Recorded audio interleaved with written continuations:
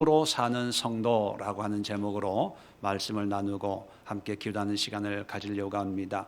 부흥이라고 하는 그 두 단어로 구성된 의미를 우리가 잘 알 겁니다. 그런데 너무나 익숙한 그리고 쉽게 사용되는 신앙적인 의미이기도 하지만 또 많은 분들이 이 부흥의 의미를 잘못 이해하고 있는 그런 단어이기도 합니다. 무엇이 성경적인 부흥일까요? 어떤 사람들은 오늘 24절 끝에 보면 이에 큰 무리가 죽게 더하여 지더라. 믿는 무리가 많아진다는 거예요. 이것을 부흥이라고 생각을 해서 초대교회 때는 이렇게 날마다 부흥되는 그런 역사가 있었다 이렇게 생각을 하고 교회의 부흥, 어떤 수적인 부흥을 사모하기도 합니다. 만약에 숫자가 부흥이었다면 하나님은 이스라엘 민족을 택하지 않았을 것입니다. 이스라엘 민족은 수요가 많은 민족이 아니거든요. 그리고 이스라엘 한 민족을 택하지 않았을 것입니다. 왜냐하면 한 민족보다는 더 많은 민족을 택하셨겠죠. 왜? 숫자가 많은 것이 부흥이라고 한다면 말이죠. 또 예수님께서 말씀하셨죠. 좁은 길로 가라.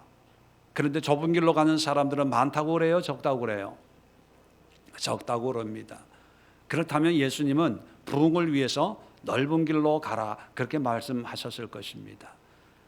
성경이 얘기하는 부흥은 숫자적인 부흥이 아니라 영적인 부흥을 의미합니다. 그 영적인 부흥의 의미가 여러 가지 있지만 오늘 안디옥 교회가 세워지는 이런 모습을 통해서 물론 안디옥 교회 믿는 자들이 많아지는 그런 현상도 나타납니다. 이 현상은 부흥의 부수적인 현상들입니다. 정말 우리에게 신앙의 부흥은 뭐냐면 한 절 하나씩 함께 살펴보겠습니다. 19절에 그때에 스데반의 일로 일어난 환난으로 말미암아 흩어진 사람들이라고 등장하면서 이 흩어진 사람들이 복음을 전하고 있는 것이죠. 여기서 부흥이란 뭐냐면 환난으로 말미암아 여기에 있습니다. 왜냐하면 스데반의 일로 일어난 환난이거든요. 그러면 믿는 사람들에게 스데반이 복음을 전하다가 죽었어요. 그것도 돌에 맞아 죽었습니다. 그러면 복음을 전하고 싶겠어요? 안 전하고 싶겠어요? 안 전하고 싶겠죠. 하나님을 믿고 싶겠어요? 안 믿고 싶겠어요? 안 믿고 싶겠죠. 그런데 사람들은 스데반의 일로 일어난 환난으로 말미암아 흩어진 자들이 말씀을 전하는데 부흥이란 뭐냐면 환난과 역경과 고난 가운데서도 믿음을 붙잡고 말씀을 붙들고 사명을 붙드는 것이 부흥입니다. 어떤 분이 저한테 그래요. 목사님, 난 평생 예수 믿어도 해놓은 것도 없고 뭐 남들한테 번듯하게 하나님이 이렇게 축복해 주셨습니다 이렇게 얘기할 수 있는 것도 없고 지금까지 내가 뭘 믿었는지 모르겠어요 이렇게 한탄하는 분이 종종 있습니다. 제가 그럴 때 뭐라고 말씀하냐 하면 아닙니다. 그런 어려움 속에서도 지금 말씀을 붙들고 있잖아요. 믿음을 붙들고 있잖아요. 우리는 부흥이라고 하는 것은 뭐 대단한 것으로 생각을 합니다. 특별한 것으로 생각을 해요. 어떤 외적인 뭐 성령 충만하고 뭐 능력이 있고 부자가 되고 유명해지고 그래서 미스 코리아 지인 돼가지고 뭐 이러면서 모든 영광 하나님께 올려드립니다. 뭐 이 정도 돼야 이게 참 하나님 앞에 영광 돌리는 거라고 생각을 합니다. 그것도 물론 하나님의 은혜, 부흥의 한 모습이겠죠. 근데 그것만이 아니라 환난 중에 흩어졌어요. 지난 시간도 말씀드렸지만 믿음으로 살다가 하나님이 복을 주시는 것이 아니라 더 환난을 줘서 정든 고향을 떠나야 되고 집을 떠나야 되고 하루아침에 거지가 되고 노숙자가 되고 무일푼이 돼버렸어요. 그런데도 말씀을 전하고 믿음을 전하고 있을 때 이것이 바로 부흥입니다. 부흥으로 사는 성도란 뭐냐면 환난 중에서도 믿음으로 살아가는 그것이 부흥이에요. 코로나19로 온 세상이 시끄럽고 이제 정부에서도 많고 많은 기관들, 종교단체 중에서도 유독 교회만 정규 예배 외에는 모여서는 안 된다고 이제 발표하기까지 하고 있습니다. 이럴 때 부흥이란 뭐냐면 예배 못 드려도 기도 못 해도 모임을 못 가져도 성경 공부 못 해도 어느 곳에 있든지 간에 믿음을 붙들고 말씀을 전하고 복음을 전하고 기도하고 하나님을 선포하는 그런 강력한 성령의 은혜에 사로잡힌 그런 사람들이 부흥인 거예요. 지금까지 한국교회는 부흥이라고 얘기했습니다. 그 부흥의 기준이 뭐냐면 건물, 모여있는 숫자, 성도의 수, 교회 재정, 교회 규모 이걸로 얘기했어요. 그런데 코로나19가 터졌을 때 저는 그 내막을 잘 모르겠지만 미루어 짐작하면 코로나 오늘 19절 말씀을 이렇게 한번 바꿔봅시다. 그때에 코로나19로 일어난 환난으로 말미암아 흩어진 자들이 서울, 경기도, 광주, 제주도에 이르러 사람들에게 말씀을 전하는데 이런 부흥이 있습니까? 지금 일어나고 있어요. 이런 모습들이 일어나고 있어요. 그런데 우리는 일어나지도 않는데 한국교회 부흥을 얘기했어요. 오늘 이 시간 다시 한번 기도합시다. 진정한 부흥이 이 땅에 일어나게 하옵소서. 환난 중에도 말씀을 붙들고 환난 중에도 핍박 중에도 복음을 위해서 헌신하는 그런 부흥이 일어나게 하옵소서. 그 부흥의 주역이 바로 내가 되게 하옵소서. 내 자신이 되게 하옵소서. 하나님, 이 코로나19의 환난으로 말미암아 내가 주님 앞에 부흥의 촛불이 되기를 원합니다. 부흥의 심지가 되기를 원합니다. 부흥의 초석이 되기를 원합니다. 여러분 헌신하며 고백하며 기도할 수 있기를 바랍니다. 두 번째 부흥의 모습은 뭐냐면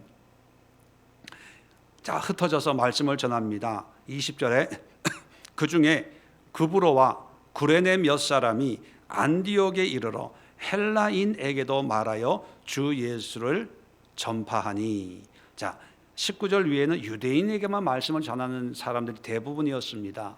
자 그런데 구브로와 구레네 출신의 몇 사람이 안디옥에 이르러서 헬라인 이방인에게도 말씀을 전하는 그런 일이 일어났고 이것으로 말미암아 안디옥 교회가 세워지는 역사가 시작이 된 거죠. 그래서 이 안디옥 교회를 통해서 바나바와 바울이 선교사로 이제 파송을 받고 오늘날 복음의 역사가 일어나는 시발점이 된 거예요.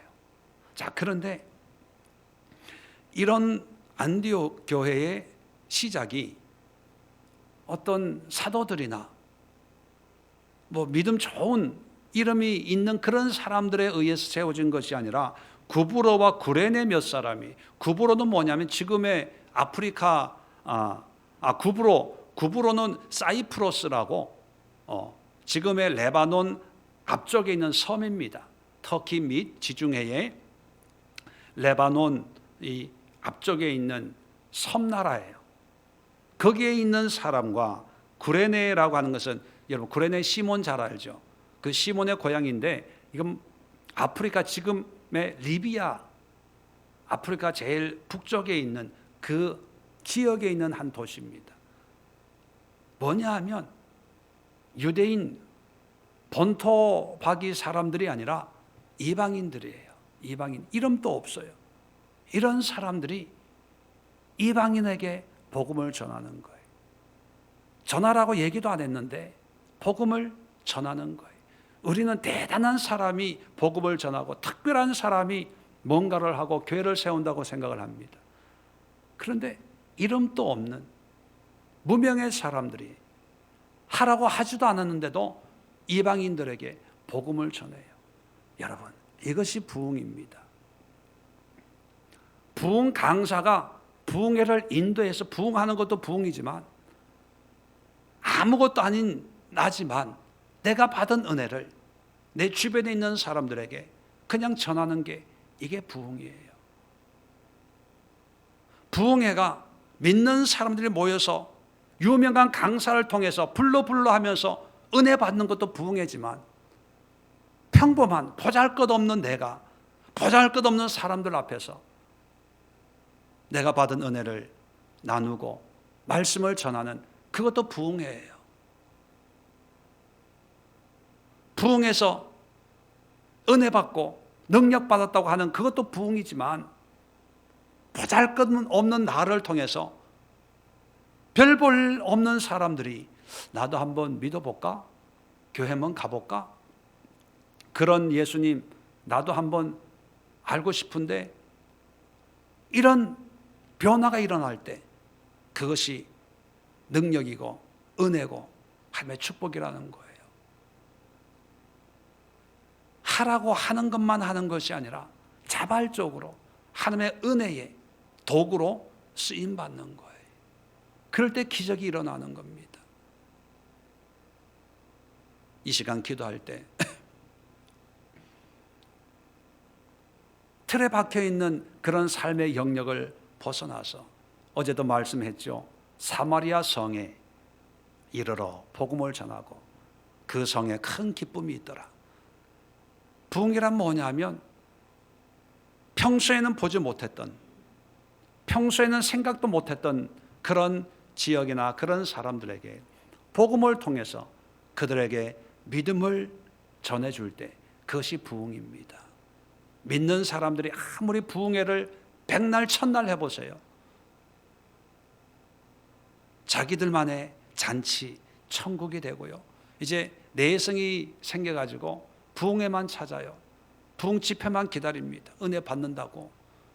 물론 그것도 부흥의 은혜의 한 모습일 수 있지만 또 다른 부흥의 모습은 전혀 다른 그런 성경적인 이름 없는 사람들이 이름 없는 사람들에게 복음을 전했을 때 처음에는 별거 아닌 것처럼 보이지만 그것을 통해서 세계 역사가 뒤바뀌는 시발점이 되었다는 사실, 이게 부흥 아닙니까? 안디옥 교회가 뭐 얼마나 큰지를 몰라요. 그런데 역사적으로 보면 그 안디옥 교회를 통해서 복음이 조선 반도, 한반도, 대한민국까지, 아프리카 오지까지 믿는 사람들의 수가 늘어나는 걸 보면 분명한 부흥이지요. 여러분, 이 시간 기도할 때 하나님 복음을 전파하는 진정한 부흥을 경험하는 그런 믿음이 되게 하시고 우리 한국교회가 되게 하시고 코로나19의 이 시대가 되게 해달라고 기도할 수 있기를 바랍니다. 세 번째, 그 결과가 뭐냐면 21절에 수많은 사람들이 믿고 주께 돌아오더라. 자, 우리가 생각하는 부흥은 뭐냐면 수많은 사람들이 믿고 교회로 등록하더라. 이것이 부흥의 모습이에요. 여러분, 교회 등록하는 것이 부흥입니까? 교회 숫자가 많아지는 게 부흥입니까? 오늘 또 뉴스 보고 충격받았어요. 뭐냐면 경주시 무슨 철인 3종 그 마사지사 얘기 나오잖아요. 교회 열심히 다녔대요. 필리핀 선교 가가지고 마사지 열심히 했대요. 그가 다녔던 교회 담임 목사가 얘기를 하더라고요. 어떻게 된 겁니까? 도대체 믿음이란 게 뭘까요? 한국 교회에, 한국 이 땅에 있는 믿음의 정의는 뭘까요? 목사부터 시작해서 뉴스에 나오는 사람, 무슨 큰 사건만 있으면 혹시 이 사람은 교회 다니는 사람 아닐까? 자살했다고 하는 거 보면, 뉴스에 나오는 거 보면 장례식장 슬쩍 지나는데 거기에 빨간 십자가가 붙어 있는 게 아닐까?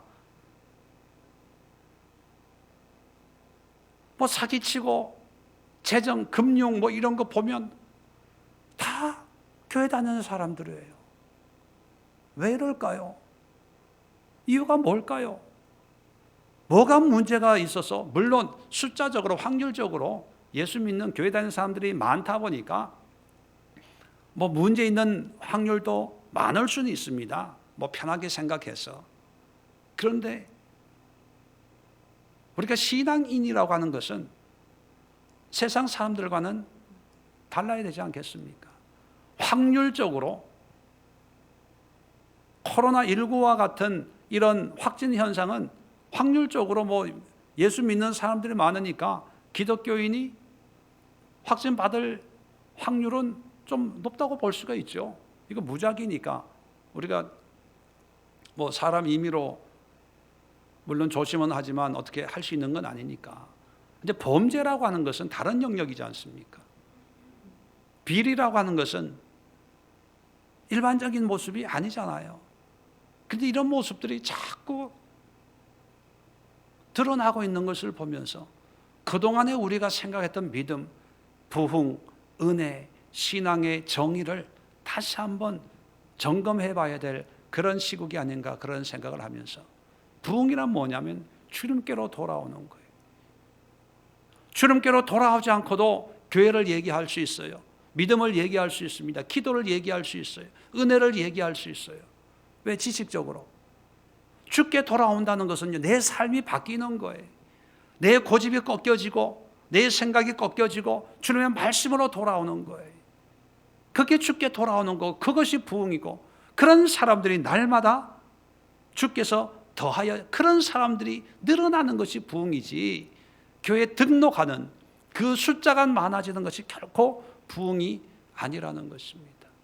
이 시간 기도하면서 여러분 자신을 위해서도 기도해 보세요.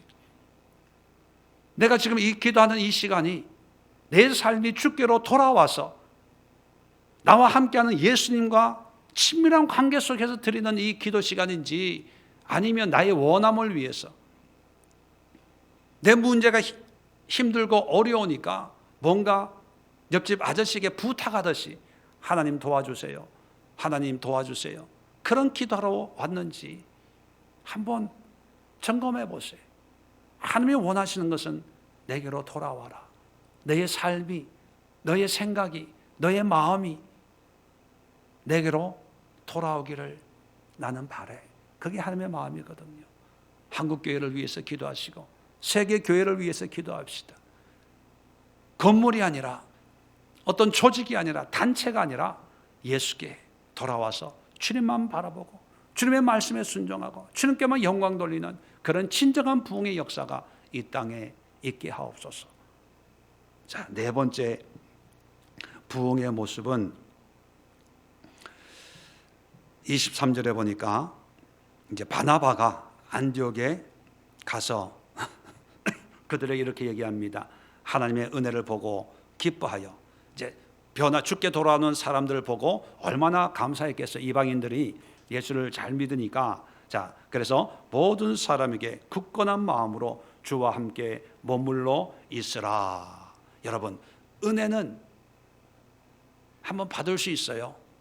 그게 뭐 감정적인 것이든지 아니면 성령의 은혜든지 뭐 그건 우리가 분별할 수 없지만 좋은 감정 또 좋은 마음, 그래 나도 한번 믿어봐야지, 그래 내일부터 이렇게 해야지, 그런 마음이 생길 때 있잖아요.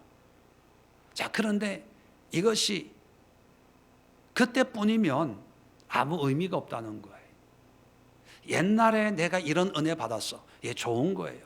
그런데 그거는 옛날 이야기예요. 처음 믿을 때 내가 기도 이렇게 해가지고 이런 은혜 받고 그때는 기도하면 이렇게 응답을 하나님이 착착 주셨어, 예, 좋은 거예요. 그런데 그건 그때예요. 과거 얘기하는 사람들 거의 대부분이 뭐냐면 옛날에는 그랬는데 지금도 그렇다 아니다. 아니에요.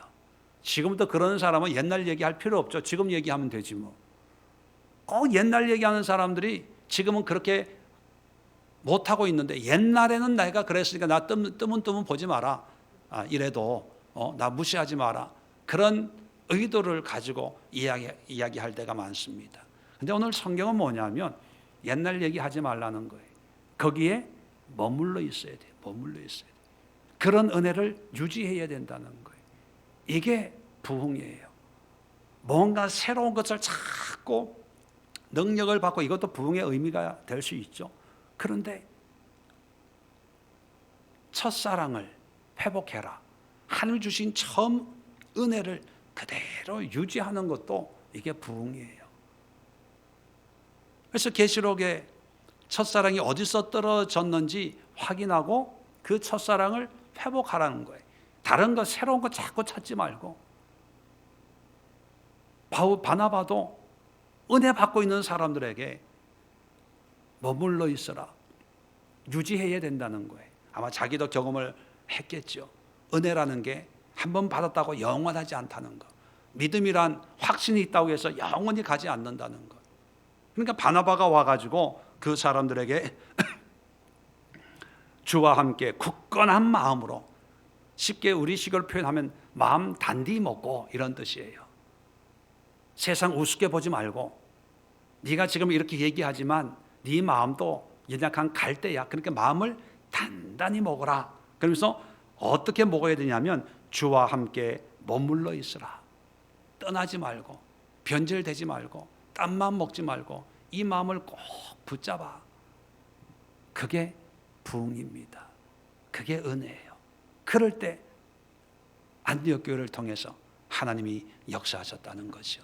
오늘 4가지 기도를 통해서 우리 개인적인 부흥, 교회적인 부흥, 우리 국가적인 세계적인 부흥의 역사가 우리 신앙인들에게, 교회, 또 믿음의 사람들에게 일어날 수 있도록 함께 우리 자신들을 위해서 기도하시고, 또 중보하며 코로나19 이런 특수한 상황에 맛보는 하나님의 은혜를 우리가 경험할 수 있도록 함께 기도하도록 하겠습니다. 기도합니다.